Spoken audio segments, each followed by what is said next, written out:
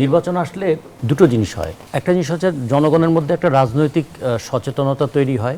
দ্বিতীয়ত হচ্ছে দেশটা কোন পথে চলবে তার চাইতো কোন প্রার্থীকে তারা ভোট দেবেন সে ব্যাপারে একটা প্রতিযোগিতা তৈরি হয়। এই জন্য নির্বাচনকে অনেকে উৎসব বলছেন, আমরা আসলে বলি নির্বাচন ঠিক উৎসব নয়, নির্বাচন হচ্ছে একটা জনগণের মন জয় করার প্রতিযোগিতা এবং জনগণের মন জয় করে ক্ষমতায় যাওয়ার একটা প্রতিযোগিতা।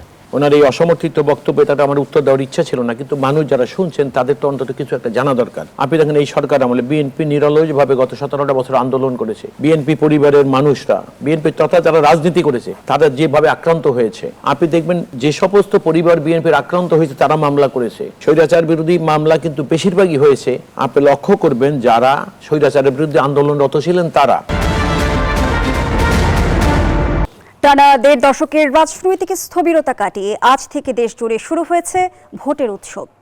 আনুষ্ঠানিকভাবে নির্বাচনী প্রচারণায় নেমেছে প্রার্থীরা। চায়ের দোকান থেকে শুরু করে পাড়া মহল্লা সর্বত্র এখন একটাই আলোচনা, ভোট আর ভোট। ত্রয়োদশ জাতীয় সংসদ নির্বাচন সামনে রেখে আবারও জমে উঠেছে নির্বাচনী রাজনীতি।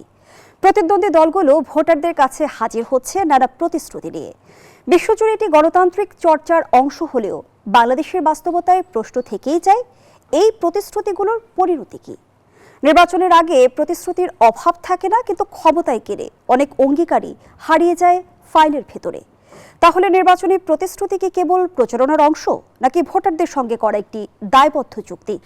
আজকের আলোচনায় আমরা জানতে চাই, এই নির্বাচন কি সত্যিকার অর্থে জবাবদিহির রাজনীতির নিশ্চয়তা দিতে পারবে? নির্বাচনে প্রতিশ্রুতি কি রক্ষা হবে? দর্শক, আমি ফারনাজ জুই, সবাইকে আমন্ত্রণ জানিয়ে শুরু করছি নিউজ 24 এর নিয়মিত আয়োজন জনতন্ত্র গণতন্ত্র। নিবেদন করছে RICL স্টিল। আজকের আলোচনায় আমার সঙ্গে আলোচনায় যুক্ত হবেন 3 জন সম্মানিত অতিথি। চলুন এ পর্যায়ে পরিচিত হই। স্টুডিওতে আছেন অ্যাডভোকেট মাসুদ আহমেদ তালুকদার, সিনিয়র আইনজীবী ও বিএনপি নেতা, বিএনপির অ্যাডভাইজার চেয়ারপারসন। সেই সঙ্গে আরও আছেন রাজিকুজ্জামান রতন, সহ সাধারণ সম্পাদক, বাংলাদেশের সমাজতান্ত্রিক দল বাসদ। দর্শক, জানিয়ে রাখতে চাই আমাদের সঙ্গে জুমে যুক্ত হবেন অবসরপ্রাপ্ত brigadier general Shamim Kamal, chairman জনতার দল ও নিরাপত্তা বিশ্লেষক। স্বাগত জানাচ্ছি আপনাকেও। জনাব মাসুদ আহমেদ তালুকদার, আপনাকে দিয়ে আলোচনাটা শুরু করি। নির্বাচন এলেই আমরা দেখি যে প্রতিশ্রুতির ফুলঝুরি, কিন্তু রাজনৈতিক বাস্তবতায় তো প্রশ্ন আসে যে এই প্রতিশ্রুতিগুলো কি কেবল প্রচারণার অংশ, নাকি ভোটারদের সঙ্গে করা একটি দায়বদ্ধ চুক্তি? জি, আপনাকে ধন্যবাদ। ধন্যবাদ জনাব রাজিকুজ্জামান রতন ভাই এবং আমাদের সঙ্গে আরেকজন যিনি অনলাইনে আছেন, এবং আমাদের বক্তব্য যারা শুনছেন। দেখুন, নির্বাচনের আগে এটা একটা প্রথা যে নির্বাচনের আগে রাজনৈতিক দল তার রাজনৈতিক কর্মসূচি অর্থাৎ পলিটিক্যাল ম্যানিফেস্টো সেটা প্রচার করে আনুষ্ঠানিকভাবে। এবং এখানে একটি রাজনৈতিক দল নির্বাচনে জয়ী হলে তার কি কি কর্মসূচি হবে, কি কি কর্মসূচি বাস্তবায়ন করবে, সেই জিনিসগুলো মানুষের কাছে উপস্থাপন করা হয়। এবং এটার প্রতি, এই কর্মসূচির প্রতি মানুষের প্রতিক্রিয়া কেমন হয়, মানুষ কিভাবে এটাকে গ্রহণ করে, এবং পরবর্তী সময় যদি রাষ্ট্র ক্ষমতায় তারা চলে যায় তখন তারা এটাকে বাস্তবায়ন, যেটা মানুষের কাছে অঙ্গীকার করে আছে বিফোর ইলেকশন, আফটার ইলেকশন তারা এগুলাকে বাস্তবায়ন করার চেষ্টা করে। কিন্তু এবারের নির্বাচনে একটি রাজনৈতিক দলের কর্মসূচিকে আমার কাছে খুব ভিন্ন মনে হচ্ছে। সেটা হলো, এবং আপনি দেখবেন যে এটা হলো বাংলাদেশ জাতীয়তাবাদী দল। তারা দীর্ঘদিন যাবৎ, অর্থাৎ গত 16-17 বছর যখন দেশের নির্বাচন হয় নাই, এবং এই নির্বাচন না হওয়ার পিছনে যে সমস্যাগুলো ছিল সেগুলো দূরীকরণের জন্য নিরলস আন্দোলন করে গেছে, প্রচেষ্টা চালিয়ে গেছে।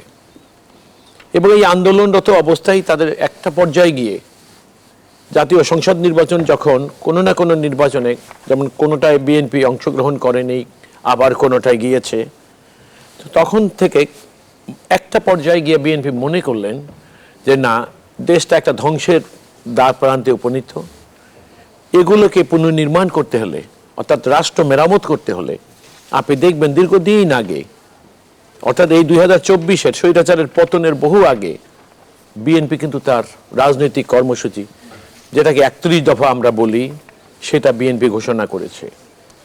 এরপর আপনি দেখেন জুলাইয়ের পরে স্বৈরাচারের পতন হলো, এরপর একটি রাষ্ট্রীয় ক্ষমতায় আর একটা সরকার যারা আজও চলমান, তারা আসার পর জুলাই আন্দোলনকে মুখ্য করে তারাও কিন্তু আবার জুলাই সনদ এবং ইত্যাদি ইত্যাদি নানা রকম কর্মসূচি তারা গ্রহণ করেছে, রাজনৈতিক দলের অনুমোদন নিয়েছে সেটা, এবং ভবিষ্যতে সেটাকে সংবিধানেও সন্নিবেশিত করবে। তো এটা থেকে আপনি একটা জিনিস মনে রাখবেন, এবং এই যে কর্মসূচি আপনি দেখবেন জুলাই আন্দোলনের পরে যেগুলো, এবং বিএনপির বহু পূর্বে প্রচারিত 31 দফা, এর অনেক কর্মসূচি যেখানে আজ যারা সংস্কার কমিশন বা যারা যারা যেটা করেছে বা ঐক্যমত্য কমিশন আপনি দেখবেন তার অনেকটাই বিএনপির 31 দফা কর্মসূচির মধ্যে ছিল। আমি এই প্রসঙ্গে এ কারণে নিয়ে আসলাম যে বিএনপির 31 দফায় এই সমাজের সকল ক্ষেত্র চিহ্নিত করেছে এবং কোন কোন ক্ষেত্রে বিএনপির কি কি করণীয়। আমি যদি পার্টিকুলারাইজ না করে জেনারেলি বলি আর কি, যে বিএনপি প্রত্যেকটা ক্ষেত্রকে চিহ্নিত করেছিলেন এবং সেখানে বাংলাদেশ জাতীয়তাবাদী দল তার রাষ্ট্র ক্ষমতায় যদি পপুলার ভোটে কোনোদিন রাষ্ট্র ক্ষমতায় আসে স্বৈরাচার থাকাকালীন সময়ে, তখন তারা বলেছিলেন যে না আমরা এই এই কর্মসূচিগুলো। এবং এখানে আরেকটা জিনিস যেটা করেছিলেন বিএনপির, সেটা আমাদের সকলের মনে থাকার কথা, সেটা ছিল এই যে বিএনপি এককভাবেও যদি নির্বাচনে রাষ্ট্র ক্ষমতায় অধিষ্ঠিত হওয়ার মতো মেজরিটি অর্জন করে, তাহলেও স্বৈরাচার বিরোধী আন্দোলনে যারা সম্পৃক্ত ছিলেন তাদের সকলকে নিয়ে একটা মিলিত সরকারের রূপরেখা তারা, অর্থাৎ একটা মিলিত সরকার তারা তৈরি করবেন। কারণ বিএনপি এটা অনুধাবন করেছে, ম্যাডাম খালেদা জিয়া এবং আজকে বিএনপির চেয়ারম্যান যিনি জনাব তারেক রহমান, তারা খুব চমৎকারভাবে একটা বিষয় অনুধাবন করেছেন যে একটা স্বৈরাচার সরকার রাষ্ট্রযন্ত্রকে অন্যায়ভাবে ব্যক্তিগত স্বার্থে ব্যবহার করে যে ক্ষতি দেশের সাধন করেছে, তা কোনো একটি রাজনৈতিক দলের পক্ষে সম্পূর্ণরূপে অ্যাড্রেস করা বা সমাধান করা খুবই কঠিন একটা বিষয় হবে। সে কারণে বিএনপি খুব সময় উপযোগী চিন্তা করেছিলেন যে না, যারা রাজনীতি করে রাষ্ট্র বিনির্মাণে তাদের সবাই অংশগ্রহণ খুব জরুরি। জনাব মাসুদ হাবিব তালুকদার, জাতীয় সরকার গঠন হলে সেটি গণতন্ত্রের জন্য ফলপ্রসূ কিছু হবে কি? বিরোধী দলের ভাবনাটা আসলে বিএনপির ক্ষেত্রে কি? আমি সে আলোচনায় ফিরবো পরবর্তী অংশে। এ পর্যায়ে ধন্যবাদ জানাচ্ছি আপনাকে জনাব রাজিকুজ্জামান রতন। আমরা দেখলাম যে আজ থেকে আনুষ্ঠানিক প্রচারণা শুরু হয়েছে, সেই সঙ্গে আমরা দেখছি যে প্রতিশ্রুতি তো ভোটারদের কাছে দিচ্ছেন এই রাজনৈতিক দলের নেতাকর্মীরা, অভিযোগের পাহাড়ও কিন্তু লক্ষ্য করা যাচ্ছে। যেমনটি আসলে বিএনপির তরফ থেকে বেশ কিছুদিন ধরেই বলা হচ্ছে তারা ক্ষমতায় গেলে ফ্যামিলি কার্ড দেওয়া হবে, তারা বলছে করাইল বস্তিতে ফ্ল্যাট করে দেওয়া হবে। এই বিষয়ে পাল্টা প্রশ্ন রেখেছেন এনসিপির আহ্বায়ক নাহিদ ইসলাম। তিনি জানতে চেয়েছেন 2000 টাকার ফ্যামিলি কার্ড নিতে 1000 টাকার ঘুষ লাগবে না তো? আবার জামায়াতের আমির প্রশ্ন রেখেছেন যে আমরা কার্ডের ওয়াদা দিচ্ছি না, 2000 টাকায় আসলে কি হয়? সবকিছু মিলিয়ে আমরা তো নির্বাচনের আগে রাজনৈতিক দলগুলোকে নানা প্রতিশ্রুতির ফুলঝুরি নিয়ে ভোটারদের কাছে হাজির হতে দেখি, কিন্তু বাস্তবায়নের প্রশ্ন যদি আমরা করি, সেই বাস্তবায়ন প্রক্রিয়ায় আমরা কতটুকু অগ্রসর হতে পারি? ধন্যবাদ। নির্বাচন আসলে দুটো জিনিস হয়। একটা জিনিস হচ্ছে জনগণের মধ্যে একটা রাজনৈতিক সচেতনতা তৈরি হয়।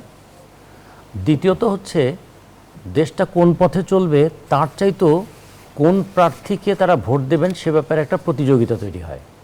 এই জন্য নির্বাচনকে অনেকে উৎসব বলছেন, আমরা আসলে বলি নির্বাচন ঠিক উৎসব নয়, নির্বাচন হচ্ছে একটা জনগণের মন জয় করার প্রতিযোগিতা এবং জনগণের মন জয় করে ক্ষমতায় যাওয়ার একটা প্রতিযোগিতা। এই প্রতিযোগিতা মাঝে মাঝে প্রতিদ্বন্দ্বিতায় পর্যবসিত হয় এবং প্রতিদ্বন্দ্বিতা কখনো কখনো প্রতিহিংসার রূপ নিয়ে নেয়। যে কারণে আমরা দেখেছি যে আমাদের যে নির্বাচন পদ্ধতি সেখানে যেটা আছে যে উইনার টেক্স অল, নির্বাচনে যদি একবার জিতে যাওয়া যায় তাহলে রাষ্ট্র ক্ষমতা পুরোপুরি কবজা করা যায়, রাষ্ট্রের অর্থনৈতিক ব্যবস্থার উপর নিয়ন্ত্রণ প্রতিষ্ঠা করা যায়, দেশের কৃষি, শিল্প, ব্যবসা, বাণিজ্য সমস্ত কিছুর উপর একটা কর্তৃত্ব প্রতিষ্ঠা করা যায়, শিক্ষা এবং স্বাস্থ্য তার উপরও তাদের নিয়ন্ত্রণ প্রতিষ্ঠা করা যায়। ফলে এই যে নিয়ন্ত্রণ প্রতিষ্ঠা করার উদগ্র বাসনা, এখান থেকে কিন্তু কখনো কখনো প্রতিশ্রুতির বন্যা বয়ে যায়। এখন আমাদের অতীতের ইতিহাসগুলো যদি দেখি, অনেক সময় প্রতিশ্রুতিটা ঠিক শ্রুতির মতোই থাকে এবং কখনো কখনো স্মৃতিতে থাকে, যে মনে থাকে যে অমুক এই কথা বলেছিল কিন্তু সেটা আর পূরণ হয় না। সে কারণে অনেক সময় এটা প্রচারণা থেকে প্রতারণার দিকে চলে যায়। কিন্তু এখন আপনি যে প্রশ্নটা নিয়ে আসছেন যে নির্বাচনে একজন পার্লামেন্ট মেম্বার তিনি কি প্রতিশ্রুতি দেবেন, আর যে দল রাষ্ট্র ক্ষমতা পরিচালনা করবার আশায় নির্বাচন করছে যে সংখ্যাগরিষ্ঠ সংসদ সদস্য তাদের থাকলে তারা রাষ্ট্র পরিচালনা করবেন, তারা রাষ্ট্র পরিচালনার ক্ষেত্রে কি কি প্রতিশ্রুতি দিচ্ছেন। এখন ধরুন পাল্টাপাল্টি কথা তো হতেই পারে।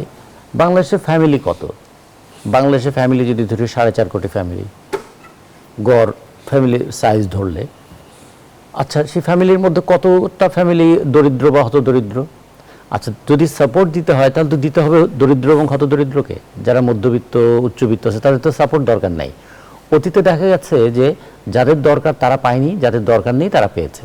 ফলে সেক্ষেত্রে একটা প্রশ্ন থাকতে হবে, সাপোর্ট দিলেই হবে না, সাপোর্টটা যেন যেখানে প্রয়োজন সেখানে যায়। সেই প্রশ্ন যারা তুলেছেন তারা তো এইটা বলতে পারেন যে আপনারা সাপোর্ট দেবেন, কিন্তু সেই সাপোর্টটা যেন যথাযথভাবে কাজে লাগে। আচ্ছা, আরেকজন যখন বলছেন যে 2000 টাকায় কি হয়, তার মানে তার মানসিকতা এরকম 3000 চেয়ে বেশি দিতে চান।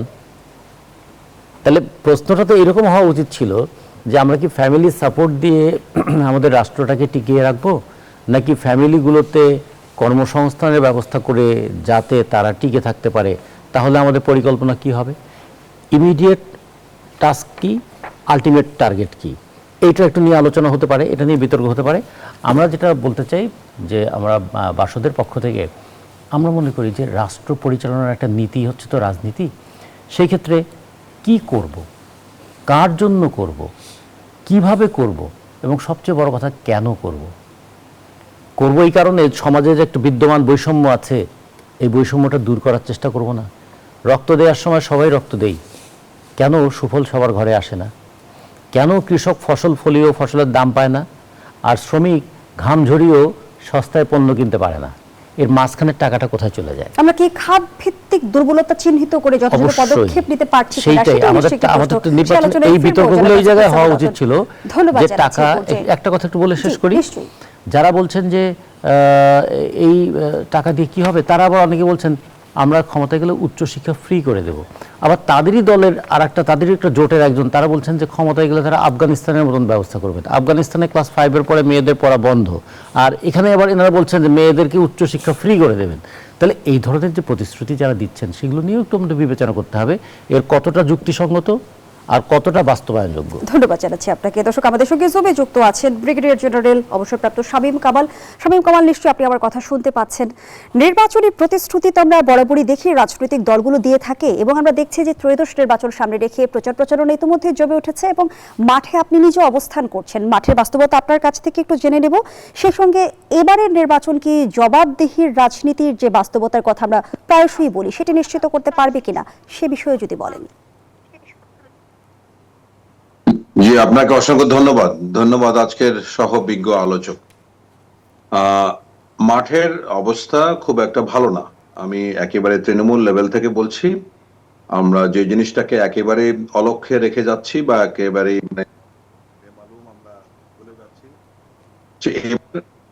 ভালনারেবল ভোট কেন্দ্র যেমন আছে, ঝুঁকিপূর্ণ ভোট কেন্দ্র, কিন্তু এবার একটা বড় ভোটের অংশ ঝুঁকিপূর্ণ ভালনারেবল ভোটার হিসেবে আমরা দেখতে পাচ্ছি। মানে যারা ভোট কেন্দ্রে যেতে ভয় পাচ্ছে এবং তারা ভোট দেওয়ার পরে তাদের নিরাপত্তাহীনতায় ভুগছে। বলা বাহুল্য যে এটার মধ্যে ধরেন মানে গত আওয়ামী যারা বা ভোটার যারা তাদেরকেই আমরা পাচ্ছি, এবং হিন্দু সম্প্রদায়ের ভোটার অবশ্যই আছে। এবং আমি যখন তৃণমূল লেভেলে ভোটারদের সাথে যোগাযোগ করছি তখন তাদের একটাই প্রশ্ন যে আমরা ভোট দিতে পারবো কিনা, এবং ভোট দেওয়ার পরে আমাদের উপরে কোনো ধরনের অত্যাচার হবে কিনা। এই বিষয়টা রাষ্ট্রের উচিত ছিল, অন্তর্বর্তীকালীন সরকারের উচিত ছিল এই ভীতিটা কাটানো, কিন্তু অন্তর্বর্তীকালীন সরকার এ ব্যাপারে কোনো উদ্যোগ নেয়নি। আমি সুস্পষ্ট বলতে পারি যে সরকার ব্যর্থ হয়েছে। এটার অন্যতম কারণ হচ্ছে যে জুলাই অভ্যুত্থানের পরে যে যে মামলাগুলি হয়েছে, ছাত্র হত্যা বা অন্যান্য মামলাগুলি হয়েছে, সেটা একটা বিশেষ দল করেছে, বলার অপেক্ষা রাখে না। বিএনপির সময় বিএনপির লোকজন এই মামলাগুলি করেছে। কিন্তু এই ছাত্র হত্যা মামলা যে এটা যে অনেকে ভুয়া মামলা হয়েছে, মিথ্যা মামলা হয়েছে, এবং তার কারণে চাঁদাবাজির জন্য অনেক আসামি করা হচ্ছে। এখন একটা করে ইউনিয়নে এখন 150 থেকে 200 লোক, তারা এখনো গত 1 বছর 1.5 বছর ধরে ঘরে ঘুমাতে পারছে না, বা তারা পালিয়ে বেড়াচ্ছে। তো এই ভোটারটা, এটার সাথে যদি আমরা হিন্দু ভোট সংযুক্ত করি তাহলে এটা তো মোট ভোটের 1/3 বা 1/4 হবে, তাতে কোনো সন্দেহ নেই। এই যে ভালনারেবল ভোটার, সেটা নিয়ে না রাষ্ট্র, না প্রশাসন, না ইলেকশন কমিশন কারোই কোনো আমরা মাথা ব্যথা দেখতে পাচ্ছি না। এবং তারা প্রচন্ড নিরাপত্তাহীনতায় ভুগছেন। তো এখন সরকারের উচিত ছিল যে প্রথম, যদি এখন ছোট্ট একটা উদাহরণ দেই, যদি এমন একটা ঘোষণা দিত যে নির্বাচন না হওয়া পর্যন্ত মিথ্যা মামলা বা হয়রানিমূলক মামলার কোনো আসামি গ্রেফতার করা হবে না, সেটাই কিন্তু একটা বড় ধরনের একটা উপশম হিসেবে কাজ করতে পারতো। কিন্তু সরকার, আমি এই ধরনের কোনো উদ্যোগ, আমি খুবই অবাক হয়েছি যে বিএনপি এবং জামাতে ইসলামের মতো দলগুলি, এত বড় বড় দল, তারাও কিন্তু অন্তর্বর্তীকালীন সরকার বা প্রশাসনের কাছে এরকম কোনো দাবি করলো না। মেবি যে তারা হয়তো এটার সাথে জড়িত সেটাই, অথবা অন্য কারণে যে এদের ভোট তো আমরা পাবো না, সুতরাং এরা যেরকম অবস্থায়। তো এত বড় একটা বিশাল ভোটের অংশকে আপনি এরকম ভীতিপ্রদ অবস্থা, ভীতিকর অবস্থার মধ্যে রেখে কিভাবে আশা করেন যে একটা সুন্দর ফ্রি ফেয়ার ইলেকশন হবে? সো মাঠের সেই দিক থেকে আমি মনে করছি যে আমি প্রার্থী হিসেবে যখন বিভিন্ন জনের কাছে যাচ্ছি, এরকম একটা প্রচন্ড অনুভূতি পাচ্ছি। তো আমার এলাকায়, আমার নির্বাচনী এলাকা লালমনিরহাট 2, আজিতমারি, কালীগঞ্জ, আমি এখানে আমি স্থানীয় প্রশাসনকে একটা জায়গায় আমি ধন্যবাদ জ্ঞাপন করতে চাই যে আমি এটা নিয়ে অনেকবার অনেক টক শোতে খুব কড়া কথাই বলেছি, সরকারের সমালোচনা করেছি, বাট এখানে আমি গত 16 তারিখের পর থেকে আমি দেখছি যে এই ধরাধরিটা বন্ধ হয়েছে, মানুষের মধ্যে আস্থা ফিরতে শুরু করেছে, এবং অনেকে এখন যারা এতদিন ফেরারি জীবন যাপন করছিল, তারা কিন্তু এখন বাড়িতে ফিরতে শুরু করছে বলে আমি জানি। সুতরাং এই মুহূর্তে যদি সরকার, বিশেষ করে আমার মনে হয়, দেখুন, অন্তর্বর্তীকালীন সরকারের আইন উপদেষ্টা একবার প্রহসনমূলক অনেকগুলি অধ্যাদেশ জারি করেছেন। কোন সময় বলেছেন টিসি সাহেবরা চাইলেই বাদ দিতে পারবেন, কোন সময় এসপি সাহেবরা পারবেন, কোন সময় 173 কতে নতুন করে সংশোধন করে মিথ্যা মামলায় যারা আছে তাদেরকে বাতিল। কিন্তু অন্তর্বর্তীকালীন সরকার কোনো কার্যকরী পদক্ষেপ নেয়নি। এখনো অনেক মানুষ আছে, সে রিক্সা চালাতো জয়দেবপুরে, সে ছাত্র হত্যার মামলার আসামি, এখন এলাকায় ঘুরে বেড়াচ্ছে। আজকেই তার সাথে আমার দেখা হয়েছে। সো এই বিষয়গুলো আমি জানি না যে সরকার, বড় বড় রাজনৈতিক দল, ইলেকশন কমিশন কেউই গুরুত্ব দিচ্ছে না। তো যাই হোক না কেন, এই বিষয়টার দিকে যদি সেন্সিটিভ। জনাব শামীম কামাল, নিশ্চয় আপনি অবগত আছেন, টিআইবির বিশ্লেষণে উঠে এসেছে এবারে ত্রয়োদশ সংসদ নির্বাচনে কোটিপতি প্রার্থী 891 জন এবং 100 কোটির মালিক 27 প্রার্থী। জানতেই চাই যে আগামী সংসদের নিয়ন্ত্রণ কি সামর্থ্যবানদের হাতে চলে যাচ্ছে কিনা, সে আলোচনায় ফিরবো বিরতির পর। দর্শক, জনতন্ত্র গণতন্ত্রের এ পর্যায়ে একটা বিরতি নিচ্ছি, সাথেই থাকুন। আবার আমন্ত্রণ, আপনারা দেখছেন নিউজ 24 এর নিয়মিত আয়োজন জনতন্ত্র গণতন্ত্র। নিবেদন করছে RICL স্টিল। আমাদের সঙ্গে জুমে যুক্ত আছেন শামীম কামাল, আমরা আবারও যুক্ত হব তার সঙ্গে। জনাব শামীম কামাল, যে প্রশ্নটি রেখে বিরতিতে গিয়েছিলাম, ত্রয়োদশ নির্বাচনে কোটিপতি প্রার্থী থাকছে 891 জন, 100 কোটির মালিক 27 প্রার্থী, তাহলে কি সংসদ সামর্থ্যবানদের দখলে চলে যাবে কিনা? আপনাকে আবার ধন্যবাদ। আমি এই নির্বাচনে কিন্তু কোনো গুণগত পার্থক্য পূর্বের নির্বাচনগুলোর সাথে পাচ্ছি না। আগে হয়তো বা আওয়ামী সমর্থিত বা যে কোটিপতিরা ছিলেন, ব্যবসায়ীরা ছিলেন, তারা আছেন, এবার বিএনপি সমর্থিত বা জামাত সমর্থিত কোটিপতি বা ব্যবসায়ীরা আছেন। সো মৌলিক কোনো পরিবর্তন আমি কোনো কিছুই দেখছি না। যে প্রতিশ্রুতিগুলি দেওয়া হচ্ছে, এই প্রতিশ্রুতিগুলি বিএনপি যেটা দিয়েছে আগের মতোই, এবং অতীতের কোনো নির্বাচনে জয়যুক্ত হওয়ার পরে বলতে গেলে তারা কোনো প্রতিশ্রুতি রক্ষা করেনি, এবারও তাই হতে যাবে। আমি এমন একটা কোনো বিষয় নাই যে যেখানে আমি দেখতে পাচ্ছি যে মৌলিক কোনো পরিবর্তন এসছে। এই প্রবণতা চলতে থাকলে ভবিষ্যতে তৃণমূল থেকে উঠে আসা নেতাদের জন্য রাজনীতি কি অসম্ভব হয়ে যাবে কিনা? অসম্ভব হবে না। রাজনীতি এখন ধনীদের ব্যাপার হয়েছে। রাজনীতি এখন সংসদ কোটিপতিদের ক্লাবে পরিণত হয়েছে, এটা গতবার দেখেছিলাম। এবার ব্যবসায়ী কোটিপতিদের ক্লাবে হবে, কারণ 300 আসনে 891 জন ঘোষিত কোটিপতি, তাদের অঘোষিত সম্পদের পরিমাণ কত তা আমরা জানি না। 100 কোটিপতি হচ্ছে 27 জন। তাহলে পার্লামেন্ট যদি কোটিপতিদের ক্লাব হয়, সেই কোটিপতিদের কাছে কোটি মানুষের কান্না কি আর কখনো পৌঁছাবে? সেই কোটিপতিরা তখন আরও কোটি টাকার মালিক হবেন। নজরুল অনেক আগে বলেছিলেন, লাখো মানুষ মারলে পরে লাখোপতি হয়। তাহলে আর কোটিপতি তার কোটি মানুষের মুখের গ্রাস কেড়ে নিয়েই তো কোটিপতি হয়েছেন। ফলে তারা কৃষকের ফসলের দাম নিয়ে তাদের কাছে এটা খুব তুচ্ছ ব্যাপার হবেন। শ্রমিকের মজুরি, যে শ্রমিক 12,500 টাকা মজুরির জন্য রক্ত দিতে হয়, সেই শ্রমিকের মজুরি তার কাছে খুবই তাৎপর্যহীন হয়ে পড়বে। অথবা তাদের সামনে শুধু হিসাব থাকবে লক্ষ লক্ষ কোটি কোটি টাকার, এবং সেটা কোথা থেকে আসবে? এখন মজুরি না ঠকালে মুনাফা বাড়ে না, এই কথাটা শুনতে হয়তো অনেকের কাছে ক্লিশে মনে হবে যে একই কথা আমরা বারবার বলছি কেন, কিন্তু এটা তো অর্থনীতির একটা একদম বেসিক কথা যদি বলি, সেই জায়গায় কোনো পরিবর্তন তো হবে না।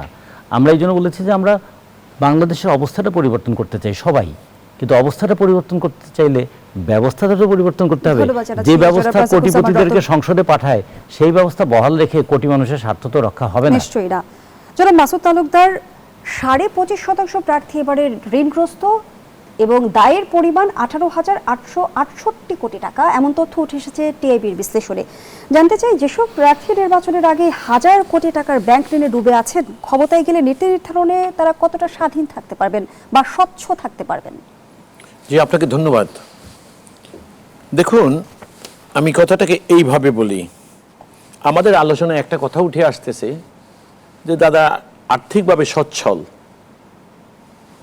তাদের রাজনীতি করার আসলে অধিকার থাকা উচিত না, এটা মনে হচ্ছে আজকের আলোচনায়। যেমন ব্রিগেডিয়ার শামীম কামাল যেটা বললেন, আমি তো ঠিক উল্টাটা দেখি। সচ্ছল বা অতি সচ্ছল ব্যক্তিরা যখন রাজনীতিতে আসে তখন রাজনীতিতে দুর্নীতি করার প্রবণতাটা কম হওয়ার সম্ভাবনা থাকে যদি একটা অ্যাকাউন্টেবল গভর্নমেন্ট থাকে। জনাব শামীম কামাল, ব্রিগেডিয়ার জেনারেল জনাব শামীম কামাল আরেকটা কথা বলেছে যেটা আমার মানে এরকম আমার কাছে মনে হয়নি। আমি ওনার রাজনীতি সম্পর্কে আমার কোনো ধারণা ছিল না, আমি আজই শুনলাম। আর ওনার সঙ্গে আমার ব্যক্তিগত বা রাজনৈতিক কর্মকাণ্ড সম্পর্কেও আমি কিছু জানি না। বিএনপির এবারকার রাজনীতি একটা ভিন্ন মাত্রায়, এই কথাটা অন্তত ওনার অনুধাবন করা উচিত ছিল। এই কারণে যে স্বৈরাচারের 17টা বছর নিরলসভাবে বিএনপি আন্দোলন করেছে এবং রাজনৈতিক কর্মসূচি দিয়ে গেছে। এক সময় আপনি দেখবেন ম্যাডাম খালেদা জিয়া ভিশন 2030 দিয়ে গেছে। জনাব তারেক রহমান যখন ভারপ্রাপ্ত চেয়ারম্যান হলেন তখন তিনি কি করলেন, বিএনপির 31 দফা কর্মসূচি দিলেন এবং সেখানে ইলাবোরেটলি বলা আছে সমাজের সমস্যাকে চিহ্নিতকরণ হয়েছে, তার সমাধানের প্রক্রিয়াটা কী হবে সেটা করেছে। জনাব কামাল একটা কথা বলছেন, বিএনপি অতীতেও প্রতিশ্রুতি দিয়েছে কিন্তু রক্ষা করতে পারে নাই, অত্যন্ত দুর্ভাগ্যজনক। আমি জানি না যে উনি কি আসলে সম্পূর্ণ সময় দেশে ছিলেন কিনা বিএনপির শাসন আমলে। কিন্তু জনাব মাসুদ তালুকদার, আমি যদি পাল্টা প্রশ্ন রাখি, এবার যে বিএনপি প্রতিশ্রুতি দিচ্ছে সেটা যে রক্ষা করবে তার নিশ্চয়তা আসলে জি, কি? আমি আপনাকে আমি সেই প্রশ্নটি রাখছি আপনার কাছে। জি, আবার আমি একটু শেষ বিরতি থেকে ফিরে এসে আমি আপনার কাছে আচ্ছা, আসুন দর্শক আপনি। জনতন্ত্র গণতন্ত্রের রিপোর্ট যে আবারও বিরতি নিচ্ছি, সাথেই থাকুন। ফিরে এলাম, দেখছেন জনতন্ত্র গণতন্ত্র। আমরা আবারও ফিরছি আলোচনায়। এই জনাব মাসুদ তালুকদার যে আলোচনায় আমরা ছিলাম। ধন্যবাদ। আমি খুব সংক্ষেপে কথাগুলো বলে দেই। সুতরাং যে কথাটা তিনি বললেন যে বিএনপি, আরেকটা কথা তিনি বললেন যে বিএনপি মিথ্যা মামলা করেছে। ওনার এই অসমর্থিত বক্তব্যে তাটা আমার উত্তর দেওয়ার ইচ্ছা ছিল না, কিন্তু মানুষ যারা শুনছেন তাদের তো অন্তত কিছু একটা জানা দরকার। আপনি দেখেন এই সরকার আমলে বিএনপি নিরলসভাবে গত 17টা বছর আন্দোলন করেছে। বিএনপি পরিবারের মানুষরা, বিএনপি তথা যারা রাজনীতি করেছে তারা যেভাবে আক্রান্ত হয়েছে, আপনি দেখবেন যে সমস্ত পরিবার বিএনপির আক্রান্ত হয়েছে তারা মামলা করেছে। স্বৈরাচার বিরোধী মামলা কিন্তু বেশিরভাগই হয়েছে, আপনি লক্ষ্য করবেন যারা স্বৈরাচারের বিরুদ্ধে আন্দোলনরত ছিলেন তারা। সুতরাং এই মামলাগুলোর একটা মামলা এখন অসত্য প্রমাণিত হয়নি, এখন পর্যন্ত একটাও হয়নি। তাহলে উনি কোন বেসিসে, কোন সোর্সে উনি বললেন যে মিথ্যা মামলা করেছে বিএনপি? এটা ঠিক না, কারণ বিএনপি আন্দোলনরত। সুতরাং বিএনপি যারা লস করেছে, বিএনপির কারো ভাই মারা গেছে, কারো বাবা মারা গেছে, কারো সন্তান অপহরণ করেছে, কাউকে হত্যা করেছে আন্দোলনের সময়, আপনি লক্ষ্য করেছেন প্রায় বহু লোক বিএনপির আত্মহত্যা দিতে হয়েছিল। সুতরাং তারা মামলা করবে, এটাই তো খুব স্বাভাবিক। কিন্তু কোনো মামলায় কিন্তু এখন পর্যন্ত মিথ্যা প্রমাণ হয় না। আমি জানি না উনি কোন সোর্সে। আমি আরেকটা কথা যেটা বলবো, আমি দেখেন প্রতিশ্রুতি বিএনপি যতবার জাতিকে দিয়েছে, এবং এটা নিয়ম কি, আপনি স্বৈরাচার যখন রাষ্ট্র ক্ষমতা দখল করে প্রহসনের নির্বাচনে রাষ্ট্রে অধিষ্ঠিত হয়, তারা নির্বাচন করে প্রহসনের জন্য, তারা কথা দেয় কথা না রাখার জন্য। আমি এইভাবে করবো। আমি কিন্তু বিএনপি যতবারই রাষ্ট্র ক্ষমতায় আছে পপুলারলি নির্বাচিত হয়েছে এবং বিএনপি যতবার কথা প্রতিশ্রুতি দিয়েছে জনগণের, আপনি দেখেন সেটা রক্ষা করেছে বিএনপি। আপনি দুইটা জিনিস কি খুব পয়েন্ট আউট করেছেন এখানে, একটা হলো যে করাইল বস্তি, আর একটা হলো ফ্যামিলি কার্ড। আপনি দেখবেন ফ্যামিলি কার্ডে বিএনপির 8টা বেসিক জিনিস, এগুলো মানুষের, আপনি দেখেন করাইল বস্তির কথা বলেন, এই যে 8টা বেসিক জিনিস, যেমন এটাকে অ্যাড্রেস করা বিএনপি প্রথমবারের মতো করতে গেছে।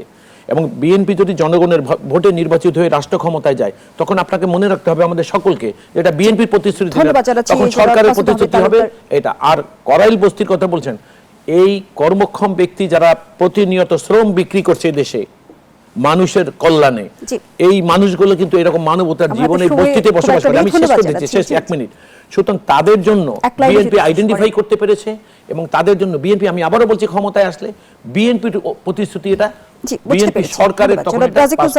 সুতরাং আমি লাস্ট কথাটা এইভাবেই বলবো যে আমরা যারা সমালোচনার জন্য সমালোচনা করে যাচ্ছি, ব্যাপারটা হলো নির্বাচনের আগে মানুষ প্রতিশ্রুতি দিবে এবং এগুলো রাষ্ট্র ক্ষমতা। আর আমাদের সবচেয়ে বড় সমস্যা হলো যে আমাদের রাষ্ট্রীয় সম্পদের সীমাবদ্ধতা। ধন্যবাদ জানাচ্ছি। সেই কারণে জনাব যখন রাজিকুল রাষ্ট্র জামান ক্ষমতায় যায়, যাওয়ার আগে যে প্রতিশ্রুতিগুলো দেয়, সম্পদের স্বল্পতার কারণে অনেক সময় নির্ধারিত বা সীমাবদ্ধ সময়ের মধ্যে বুঝতে পেরেছি। সেটা ধন্যবাদ জানাচ্ছি সম্পন্ন জনাব করা মাসুদ আহমেদ সম্ভব তালুকদার। হয় না। রাজিকুল জামান রতন, 1 মিনিটে আমি আগে নির্ধারণ করে দিচ্ছি যে বলতে হবে, উত্তর দিতে হবে যে আগের বিতর্কিত নির্বাচনগুলোর অভিজ্ঞতা মাথায় রেখে গ্রহণযোগ্য নির্বাচন নিশ্চিতে কি করণীয়? প্রথমত নির্বাচন কমিশনকে তার মেরুদণ্ডটা শক্ত রাখতে হবে, সরকার তার নিরপেক্ষতা বজায় রাখতে হবে, পুলিশ এবং প্রশাসন যেন কোনো দিকে ঢলে না পড়ে সে ব্যবস্থা করতে হবে।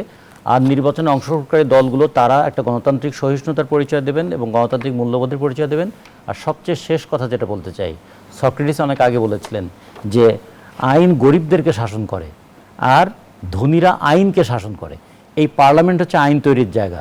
জনগণ যেন মনে করে আইন তৈরির জায়গা তারা কাকে পাঠাবেন, যাদেরকে পাঠাবেন তারা কি নিজেরা জীবনে আইন মেনেছে, অর্থ সম্পদ তৈরি করার ক্ষেত্রে, সামাজিক ক্ষেত্রে এবং রাজনীতির ক্ষেত্রে। জুমে আমাদের সঙ্গে যুক্ত আছেন শামীম কামাল। শামীম কামাল, নির্বাচন কেন্দ্রিক 2-4 লাইন প্রত্যাশা জেনে শেষ করব আজকের আলোচনা।